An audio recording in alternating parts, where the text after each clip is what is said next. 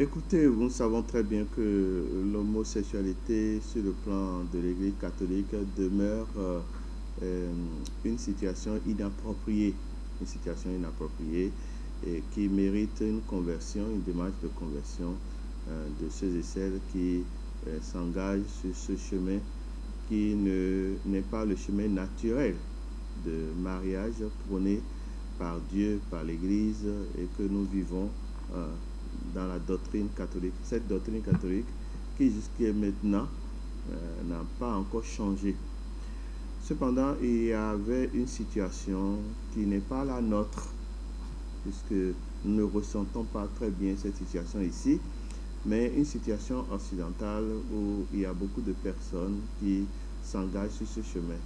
Et vous savez très bien que le souci de l'Église a été toujours d'être aux côtés des plus pauvres et des pécheurs. Donc on déteste le péché, mais on accompagne le pécheur pour que ça grandisse et que la conversion, la joie de la conversion puisse avoir lieu.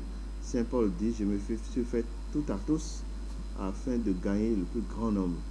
C'est peut-être la démarche du pape, une démarche incomprise, à raison, puisque le pape, lui, fait une distinction entre la bénédiction liturgique, qui est une bénédiction des couples, entre guillemets, qu'on peut appeler des couples normaux, et donc des gens accompagnés pour le mariage. Et puis, il fait une distinction entre ce qu'il appelle la bénédiction pastorale. Alors, qu'est-ce que c'est que la pastorale?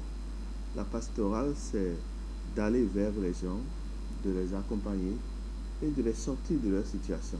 Donc, c'est un processus, un cheminement qui leur permet d'avoir accès à la conversion. Ce n'est pas pour les conforter dans ce qu'ils sont, mais les amener à quitter ce qu'ils sont, l'état de péché, pour entrer dans ce qui est normal. Et c'est ce que le pape souhaite par sa décision. Vous comprenez que cette décision suscite beaucoup d'interrogations parce que le plus grand problème, c'est semer la confusion. Et donc, bénédiction reste une bénédiction. Et bénédiction en vue de produire du bien.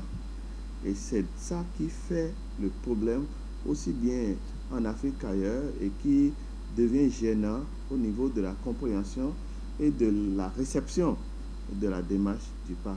Et je pense que le pape n'est pas insensible à cela et j'espère que d'ici quelques temps, d'ici quelques semaines, le pape lui-même, en entendant les incompréhensions que cela a suscité, pourra soit réexpliquer ou tout au moins essayer de donner une direction nouvelle à l'Église universelle. Car nous savons tous que de part et d'autre, nous avons le souci du pécheur, mais en même temps, il faut éviter toute confusion au niveau des pratiques religieuses au sein de l'Église catholique.